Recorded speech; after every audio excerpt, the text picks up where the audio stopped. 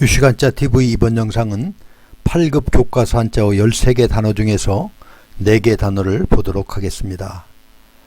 먼저 공부라는 단어를 보겠습니다. 공부에서 공은 장인공, 부는 지아비 부입니다. 이것은 학문이나 기술을 배우고 익힌다 하는 뜻인데요. 장인공과 지아비 부라는 글자를 가지고는 왜 공부가 이런 뜻이 되는지를 설명하기가 어렵습니다.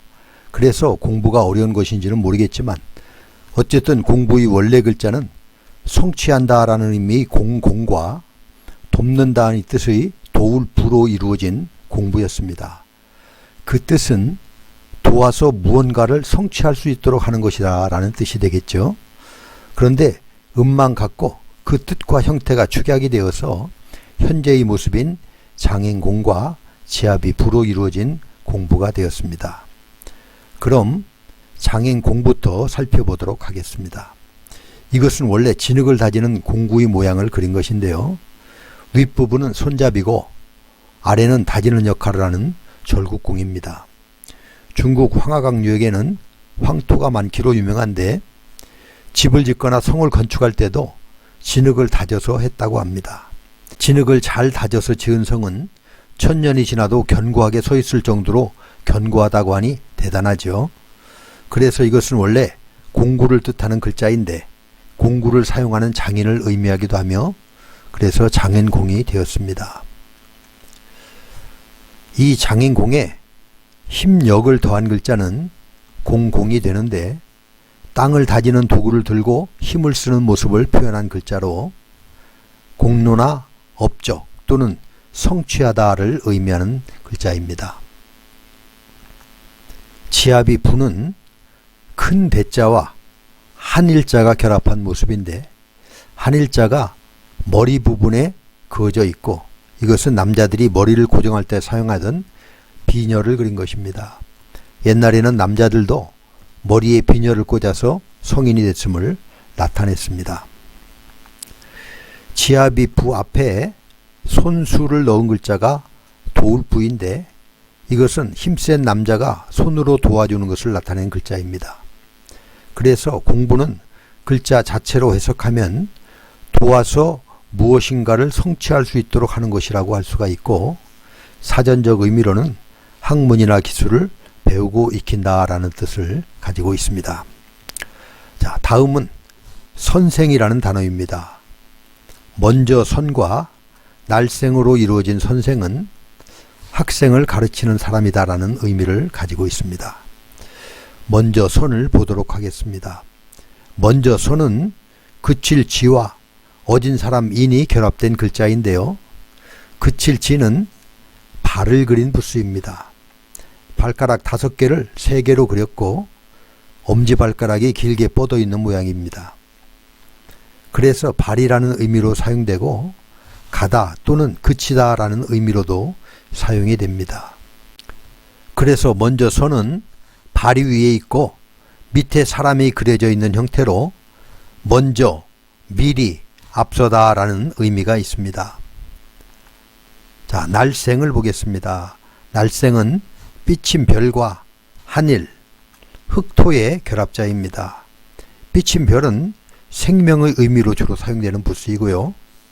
한일은 여기에서는 흙을 뚫고 나오는 싹을 의미하고 있습니다. 그리고 흑토가 합쳐져서 날생은 흙에서 생명의 싹이 나오는 것을 형상화한 글자입니다. 그래서 선생이라는 단어는 한자로 풀이를 해보면 먼저 태어나서 먼저 걸어간 사람을 의미하는데 그래서 가르치는 사람이다 라는 뜻을 가지고 있습니다. 다음은 친구라는 단어입니다. 친구는 친할 친, 옛 구로 가깝게 오래 사귄 사람이다 라는 뜻이죠. 먼저 친할 친을 보겠습니다. 친할 친은 매울 신과 나무목, 볼견이 합쳐져서 만들어진 글자입니다. 매울 신은 과거 노예의 몸에 노예의 표식으로 문신을 새기던 날카로운 칼을 그린 글자입니다. 매울 신에 나무 목이 합쳐진 글자는 친할 친인데 이것은 가시나무를 의미하는 글자인데요. 가시나무는 밀집되어 서로 붙어 자라는 특징이 있어서 친밀하다라는 의미가 있습니다.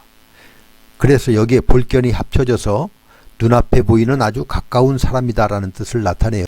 친하다라는 의미로 사용이 되고, 또 부친, 모친이라는 단어에서 보듯이 어버이라는 의미도 가지고 있습니다. 옛구를 보도록 하겠습니다.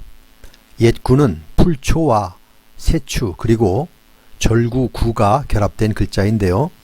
풀초는 여기에서 풀을 뜻하는 것이 아니라 새를 뜻하는 세추 위에 쓰여져서 머리 위에 있는 깃털을 의미하고, 세추는 새의 모양을 그린 글자인데요. 풀초와 합쳐져서 사진과 같은 수리부엉이를 가르치는 글자라고 합니다. 절구구는 곡식을 빻거나 찢는 절구 모양인데, 여기에서는 절구구의 모양에서 수리부엉이 둥지를 나타내고 있습니다. 절구구는 원래 양손을 아래로 뻗어서 무언가를 감싸고 있는 모습을 그린 글자입니다. 그래서 손과 관련된 뜻을 나타내는 글자에 많이 쓰입니다. 그래서 원래 옛구라는 글자는 부엉이를 뜻하는 글자였는데요. 오렐구와 음이 같아서 오래되다 라는 의미로 바뀌어서 사용되는 글자입니다. 이런 것을 가차라고 하는데, 가차는 말만 있고 글자가 없는 경우에 본래의 뜻에 관계없이 음이나 모양이 비슷한 글자를 빌려 쓰는 것을 말합니다. 여기에서 옛구는 살펴본 바와 같이 옛날이라는 의미와는 전혀 상관이 없는 글자이지만 오렐구와 음이 같은 글자이기 때문에 그 뜻을 빌려서 가차가 된 것입니다. 다음은 학교라는 단어입니다.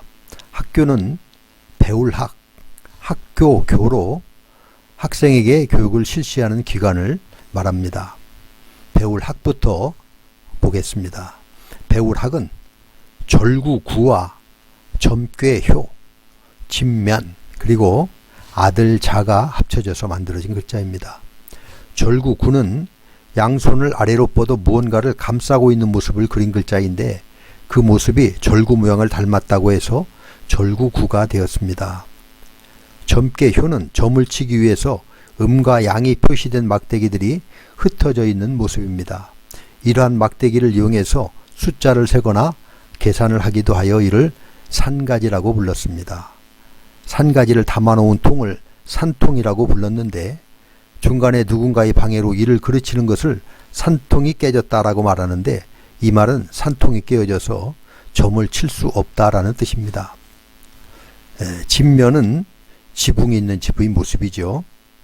그래서 배울 학을 부수를 모아서 살펴보면 집에서 아들이 두 손으로 산가지를 들고 숫자를 배우다 라는 의미로 배우다, 공부하다 이 뜻입니다.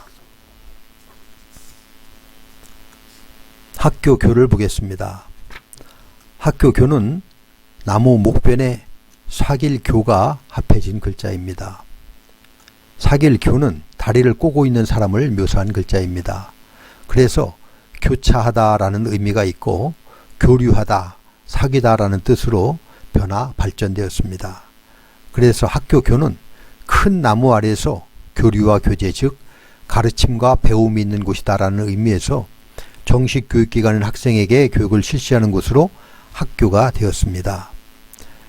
이렇게 해서 8급 교과서 한자어 13개 단어 중에서 4개 단어를 보았습니다. 다시 한번 정리해보면, 공부는 장인공, 지아비 프로, 학문이나 기술을 배우고 익히는 것. 선생은 먼저 선, 날생으로 학생을 가르치는 사람. 친구는 친할 친, 옛구로 가깝게 오래 사귄 사람을. 학교는 배울 학, 학교교로 학생에게 교육을 실시하는 곳을 말합니다. 다 같이 한번 써보도록 하겠습니다. 다음 시간은 계속해서 8급 교과서 한자어를 하도록 하겠습니다. 감사합니다.